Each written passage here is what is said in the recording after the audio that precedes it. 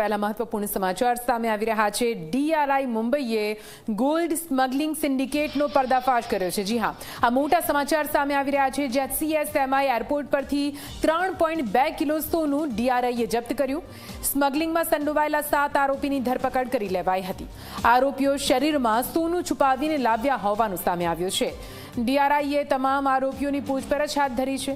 એરપોર્ટના staff સભ્યોને આરોપીને મદદ કરી હોવાનું પણ જાણવા મળી રહ્યું છે।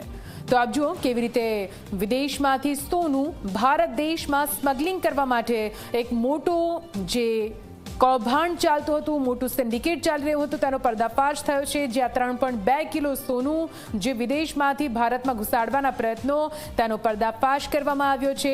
શરીરમાં સોનું છુપાવવામાં આવ્યું હતું। સ્મગલિંગમાં સંડોવાયેલા 7 જેટલા આરોપી, જેમની ધરપકડ કરી લેવામાં આવી છે, શરીરમાં સોનું છુપાવીને લાવ્યા હોવાનો ખુલાસો થયો છે અને એરપોર્ટ પર કેટલાક કર્મચારીઓએ પણ તેમની મદદ કરી હોવાની વાત પણ સામે આવી રહી છે।